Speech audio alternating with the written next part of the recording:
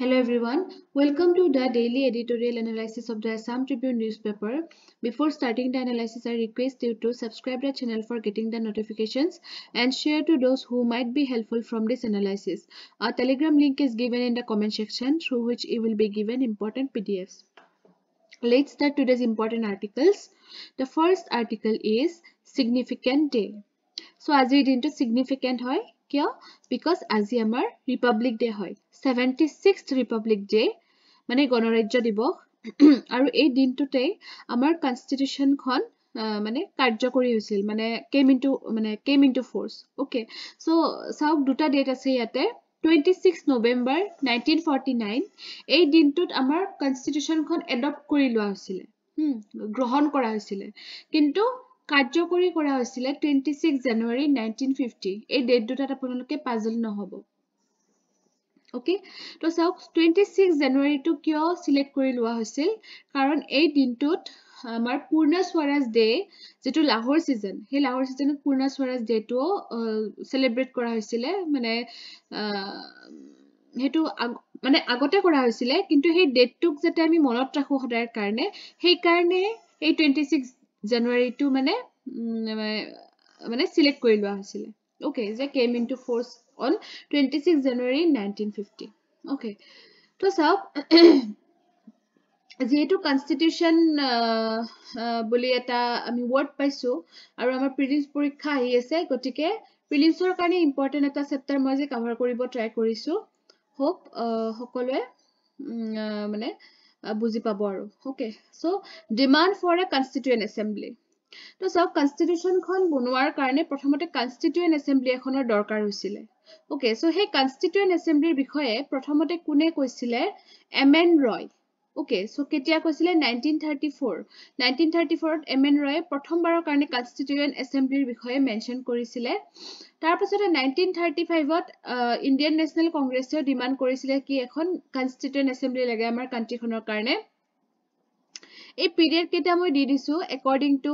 মানে টাইমলাইন দি দিছো আপোনালোকে চাই লব একেবাৰে শৰ্ট নোট কৰি বনাই দিছো যাতে এই চেপ্টাৰটো এটো লক্ষ্মীকান্তৰ চেপ্টাৰ হয় chapter number 2 making of the constitution so through short note আপোনালোকে বুজি পাব বুলি হোপ কৰিছো ওকে তাৰছত জৱাহৰলাল নেহৰুৱে কৈছিলে যে আমাৰ এখন কনস্টিটিউয়েন্ট এসেম্বলি লাগে ওকে তাৰছত according to the demands 1940 এটা কি আহি গল অগষ্ট অফাৰ এটা আহিলে ব্ৰিটিছ গভৰ্ণমেন্টৰ ফালৰ পৰা ওকে হেতু পিছে লোৱা নহল তাৰছত 1942 ত আপোনাৰ ক্ৰিপছ মিশন আহিছিল ক্ৰিপছ মিশন খনকো আপোনাৰ মুসলিম লীগে ৰিজেক্ট কৰিছিল ওকে এখন কনস্টিটিউয়েন্ট এসেম্বলিৰ কাৰণে এইবিলাক ষ্টেপ লৈ থকা হৈছিল যাতে আমাৰ নিজৰ এখন আমাৰ কান্ট্ৰিখনৰ এখন নিজা কনস্টিটিউশন থাকে তাৰপিছত 1946 ত যেটো ক্যাবিনেট মিশন আহিছিল তাতে তিনিজন মেম্বাৰৰ নাম মনত ৰাখিব এই ক্যাবিনেট মিশনটোৰ Lord Pethick Lawrence sir Stafford Cripps and A V Alexander আৰু এই ক্যাবিনেট মিশনৰ আন্ডাৰতে আমাৰ কনস্টিটিউয়েন্ট এসেম্বলিখন হৈছিল তাৰছত চাওক কম্পোজিশনত কি হ'ব সো টোটাল ষ্ট্ৰেংথ কিমান আছিল 389 এটো একেবাৰে অৰিজিন আছিল পিছত যেনিবা কমি গৈছিল okay each province and princely state allotted seats in proportion to their respective population আৰু প্ৰত্যেকখন provinceৰ পৰা যিমান population থাকে হে accordingly হে মানুহ মানে লৈছিল okay seats allotted to British province were to be divided among the three principal communities Muslims Sikhs and general okay so মানে ৰিলিজনৰ ওপৰত ডিপেন্ড কৰিও সিটস বিলাক এলট কৰা হৈছিল এলোকেট কৰা হৈছিল voting was to be by the method of proportional representation by means of single transferable vote এতিয়াও এটো চলি আছে no তাৰপিছতে representatives of the princely states were to be nominated by the heads of the princely states so আপোনাৰ এই princely statesৰ পৰা যাক লোৱা হৈছিল তাক নমিনেট কৰি দিয়া হৈছিল princely statesৰ যিজন হেড সেই হেডজনে নমিনেট কৰিছিল মেম্বাৰ আৰু কি হৈছিল partly elected partly nominated okay so কিছু সংখ্যকক ইলেক্ট কৰিছিল আৰু কিছুমান ধৰক স্পেশাল হেনেকুৱা পাৰসন থাকিব পাৰে তেওঁলোকক নমিনেট কৰি দিছিল আৰু চাব সেই এসেম্বলি খনত আপোনাৰ আমাৰ যি সকল লিডাৰ্স আছে ফ্ৰীডম ষ্ট্ৰাগলৰ ম্যাক্সিমাম মানুহে আছিল তাতে except Mahatma Gandhi. Etu মনত ৰাখিব Mahatma Gandhi নাছিল কিন্তু তেতিয়া Working of the Constituent Assembly. The Constituent Assembly held its first meeting on December 9, 1946. So prelims or karne etu important hobo pare. Ketia prothom meeting kon hoisile 9th December 1946. Muslim League boycotted. Okay, Muslim League kintu tate participate kora nasile. Okay, so সেই কাৰণে আমাৰ যেটো original number আছিল কিমান আছিল 389 মই যে bold কৰি দিছো আৰু এতিয়া মানুহ নাইকিয়া হৈ 211 মেম্বাৰস থাকি গল আৰু প্ৰথমজন আপোনাৰ প্ৰেসিডেন্ট আছিল টেম্পৰাৰী আছিল বাৰু doctor Sachidananda Sinha because he was the oldest member আৰু এই oldest memberক যে আমি মানে কি কৰিব লাগে প্ৰেসিডেন্ট হিচাপে পাতিব লাগে একোটা ইলেকশন নোহোৱালৈকে এটো ফ্ৰেন্সৰ পৰা মানে আমাৰ ইন্ডিয়ান মানে লিডাৰ্স বিলাকে মানে হে কৰিছিল আৰু যে আমি ফ্ৰেন্সক এটো ক্ষেত্ৰত ফলো কৰো যে আমাৰ যিজন ওল্ডেষ্ট মানে পাৰসন মেম্বাৰ তেখেতকে আমি এতিয়া প্ৰেসিডেন্ট হিচাপে ৰাখি থও ওকে তাৰ পিছত যেনিবা ডক্টৰ ৰাজেন্দ্ৰ প্ৰসাদ হল আপোনাৰ মানে পাৰ্মানেন্ট ওকে আৰু ভাইস প্ৰেসিডেন্ট দুজন আছিল HC Mukherjee and VT Krishnamachari On 13 December 1946, Jawaharlal Nehru moved the historic Objectives Resolution. Etu morat rakhibo Objective Resolution took etia ami preamble boli jano. Aru etu Jawaharlal Nehru underot he hosile Objective Resolution. Okay. Aru ekita date monot rakhibo je amar India ketia Commonwealth er membership loisile 1949 May month national flag khon ketia adopt korisile 22nd July 1947 ত তাৰ পিছতে এটো হে আগতে মানে আমাৰ independent হোৱাৰ আগতে adopt কৰা হৈছিল নেশনাল এন্থেম টো কেতিয়া লৈছিল 24 January 1950 এটো জেনিবা আমাৰ স্বাধীন হোৱাৰ পিছত আমাৰ এডপ্ট কৰিছিল নেশনাল এন্থেম টো নেশনাল সং টো 24 January 1950 সেম ডেট হয় আৰু ডক্টৰ ৰাজেন্দ্ৰ প্ৰসাদক আমাৰ ইন্ডিয়াৰ তেখেতটো আমাৰ ইন্ডিয়াৰ প্ৰথম প্ৰেসিডেন্ট হয় ন সো তেখেত কেতিয়া ইলেক্ট কৰা হৈছিল তেখেতক 24 January 1950 এই ডেট কেটা সেম কিন্তু নেশনাল এন্থেম নেশনাল সং আৰু first president of India doctor Rajendra Prasad বাকি একেটা অকমান ডিফাৰেন্ট আছে আৰু চাওক Constituent Assembly had 11 sessions over 2 years 11 months and 18 days আৰু টোটাল কিমান খৰচ হৈছিল ₹64 lakhs হেখিনি সময়ত বহুত মানে ওকে সো হেখিনি সময়ত এতিয়াও বহুত কিন্তু মানে ইমানখিনি এক্সপেন্ডিচাৰ কৰি ন অনলি ফৰ মানে কি আমাক এখন কনস্টিটিউশন লাগে আমাক ইন্ডিপেন্ডেন্স লাগে আমাক ফ্ৰীডম লাগে ন গতিকে হেখিনি হে কৰা নাছিলে যিমান যাই যাওক আমাক মুঠতে আমাৰ goal to reach hobo lage no so on 24 January 1950 the Constituent Assembly held its first session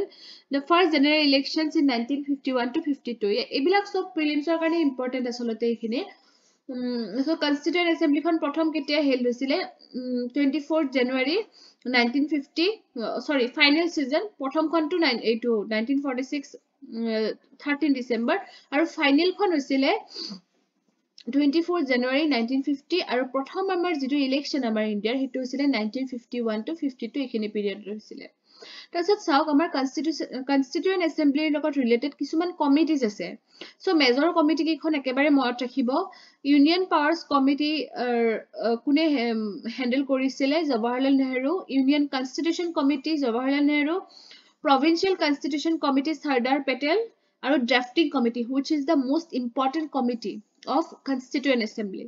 কিয় because এই drafting committee খনে draft কৰি আছিল আমাৰ constitution খন আৰু chairman কোন আছিল Dr. B.R. Ambedkar okay so আৰু এই member কেইজন drafting committee member কেইজনৰ নাম মনত ৰাখিব মই ৰেড কৰি দিছো একেইজনৰ নাম আহে কিন্তু okay examত আহে So, and Gopala Swami Iyengar, Aladi Krishna Swami Iyer, Dr. K.M. Munshi, Syed Muhammad Sadullah, and Madhava Rao. Okay. তাৰপিছতে T.T. Krishnamachari, এইকেইটা নাম মনত ৰাখিব আপোনালোকে। আৰু minor committees কেইখন আপোনালোকে নিজে চাই ল'ব লক্ষ্মীকান্তৰ পৰা। খুব important নহয়, কিন্তু আমাৰ major committees কেইখন বিশেষকে drafting committee খন আপোনালোকে ভালকে চাব।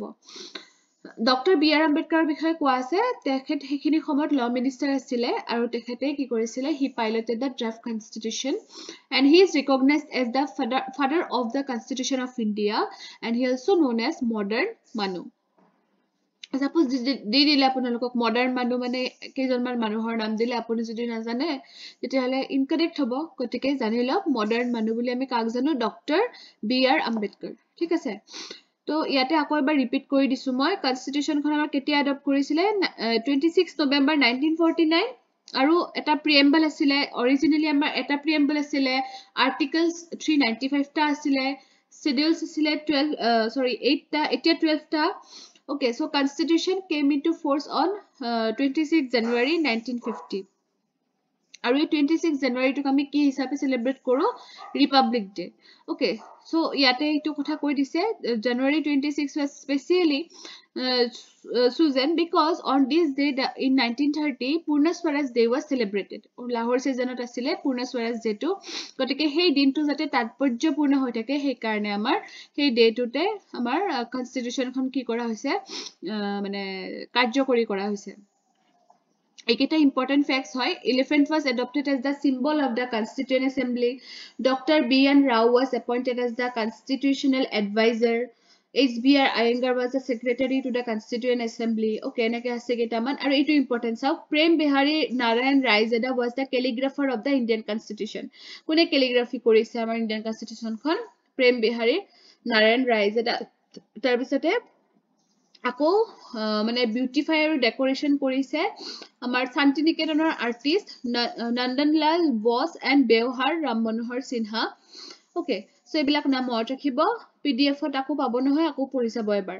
মই পঢ়োৱাৰ পিছত আপোনালোকে আকৌ এবাৰ পঢ়িব তেতিয়া মনত থাকিব তাৰপিছত উইকলি ৰিভিজন কৰিব তাৰপিছত মান্থলি ৰিভিজন কৰিব এনেকে আপোনালোকৰ বস্তুখিনি মনত হৈয়ে যাব Next article Gunotsav. So Gunotsav choli ase no. So Gunotsav is the primary education development program which is adopted from the Gujarat state of India. Etu hoto kisumane najane kisumane jane. Hone amar jitu Gunotsav mane amar primary education tuk jate develop koribo pari. Etu mane ei jitu apunar mane utsav buliye koisu ba ta thorok mane মানে কি আৰু এটা মানে ভাল লগা পৰিবেশৰ মাজেদি এটা আমাৰ আলটিমেট এটা মোস্ট ইম্পৰ্টেন্ট গোল এটা আমি ৰিচ কৰো হয়নে এডুকেশনটোক আমি ডেভেলপমেন্টৰ ফালে আগুৱাই লৈ যাওঁ এইটো কোনখন ষ্টেটৰ পৰা আমি মানে ফলো কৰিছো গুজৰাটৰ পৰা follow কৰিছো okay so Assam government launched Gunotsav 2025 to assess more than 14 lakh students across 16056 schools almost সব স্কুলকে কভাৰ কৰিব ট্ৰাই কৰে আৰু evaluators থাকে তাৰ কাৰণে তো it aims to improve educational standards and create a better learning environment যাতে এটা ভাল পঢ়া শুনা কৰিব পৰা environment এটা প্ৰত্যেকখন স্কুলত থাকে হেতু এটা লক্ষ্য আৰু থিমটো মনত ৰাখিব গুণোৎসৱ 2025 ৰ ensuring quality education যাতে educationটো quality থাকে এনে শিক্ষা লৈ থাকিলে নহব হয়নে নহয় গতিকে যাতে কোৱালিটি থাকে সেই কাৰণে মানে কি কৰে টেষ্ট লয় ষ্টুডেন্টস বিলাকৰ okay so this initiative reflects Assam's commitment to improving education and students outcomes in the region and the evaluation is OMR based okay so OMR based কৰি লয় মানে টেষ্ট হিচাপত লয় কোনে কিমান আগবাঢ়ি আছে okay so performance যেনেকৈ আমাৰ নাকে দিয়ে আপোনাৰ বিশ্ববিদ্যালয় বিলাকক সো ঠিক তেনেকে ইয়াতে স্কুল বিলাককো এনেকে গ্ৰেড দিয়ে A plus A B C D no so the Assam Gunotsav was first launched by the Assam state government in 2017 কেতিয়া প্ৰথম হৈছিলে এটো মনত ৰাখিব 2017 ত হৈছিলে since the launch the Assam state government has conducted a total of 5 rounds of the scheme pasta round already complete কৰিছে This time, the Assam state government has launched an official mobile app. এবাৰ digital কৰিব try কৰিছে যাতে যিখিনি authority থাকে তেওঁলোকে report বিলাক online submit কৰিব পাৰে evaluation কৰি যিটো report উলিয়াব হিয়তে তেওঁলোকে যেন হেতু online submit কৰিব পাৰে so more than 44000 schools in 35 districts of Assam state will be covered under Gunotsav okay so 44000 ত বেছি স্কুল ইয়াতে কভাৰ কৰা হ'ব okay across 35 districts so the evaluation will cover government or provincialized schools Okay, so Tea Garden Model Schools, Kasturba Gandhi Balika Vidyalayas, Netaji Subhash Chandra Bose, Avashya Vidyalaya, সকলোবিলাকে সামৰি পলৈ কাৰণে মানে try কৰিছে okay অকমান বাহিৰত কনষ্ট্ৰাকচনৰ কাম চলি আছে সেইকাৰণে অকমান ডিস্টাৰ্ব পাব পাৰে দেই Come to the last article, foster reading culture among children. So yate amar Dr. Pramod Chandra Tamuli bikhoye koa hoise. He is known as Santanu Tamuli. Their punar jitu pen name hoy, pen name thakin hoy, pen name bilak monot rakhibo dei, writers bilakor pen name ot mane heya hai kintu prelims ot question ahe. Okay, Santanu Tamuli. And he is a celebrated author, editor, and activist specializing in children's literature. Aru tekhet children literature logot related hoy. Aru আপোনালোকৰ হয়তো কোনোবাই মৌচাক পঢ়িছে ন ইয়াতে মই এটা photo লগাইছো মৌচাক নতুন আৱিষ্কাৰ ন আমি পঢ়িছিলো কিন্তু So Mossack to 40 years tekhete edit korise aru notun abhiskarkhon 36 years edit korise. So winning the Sahitya Academy Bal Sahitya Puraskar in 2012. So 2012 tekhete Sahitya Academy Bal Sahitya Puraskar lav korisile aru National Award for Science Writing National Award etao paisile tekhete. Okay, so itu মানে কোনটো ডিপাৰ্টমেন্টৰ ফালৰ পৰা পাইছিলে department of science and technology okay so আজিৰ কাৰণে এইখিনি important আছিলে Okay, aru আজি মই টেলিগ্ৰাম গ্ৰুপত August 2024 or jikhini important news jikhini mane compile kori disu ji hokol aha nai Telegram গ্ৰুপত আপোনালোকে লিংকত গৈ জয়েন কৰিব পাৰে আৰু হেইটো এক্সেস কৰি লব পাৰে Okay, so ঠিক আছে thank you for watching the video